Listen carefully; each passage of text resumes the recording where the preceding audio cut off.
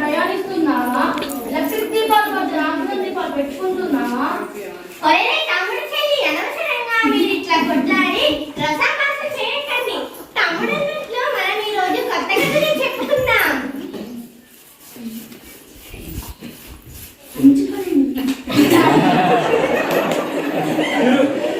ఈరోజు మనం చెప్పబోయే కథ సీత ఇష్టాలు. తా తకిట తక తరికిట తరికిట తా.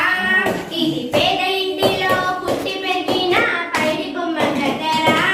తందానే తానా చదువు సంఘంలో పేరు పొందిన చక్కనమ్మ కథరా. తందానే తానా ఓటమి నెట్లతో పోరాడే ఒక వీరబాల కథరా.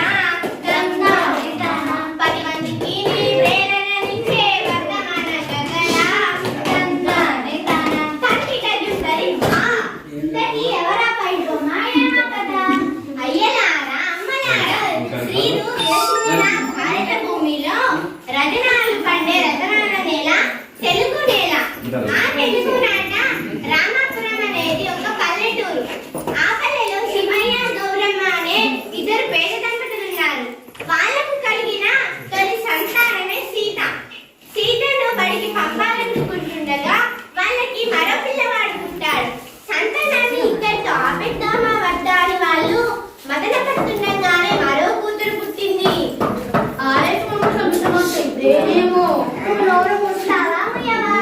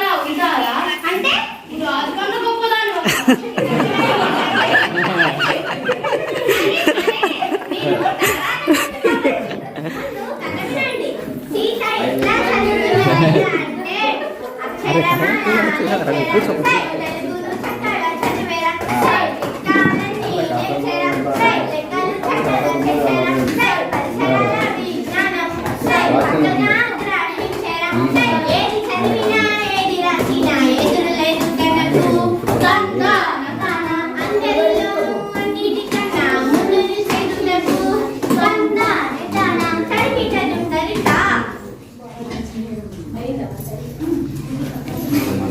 ఆమె తెలివితేటలు గమనించిన పాఠశాల వృద్ధులై ఏడాది గడవకుండానే సీతను 5వ తరగతిలో చేర్పించారు. చూడు ఇట్లా చదవాలి. పెద్ద పెద్ద లెటర్స్ నేర్చుకున్నా. అంతలే ఏం చదవాలి చెప్పు. లెటర్స్ పెద్ద లెటర్స్ చెప్పలేనా చెప్పమంటావా అయితే విను.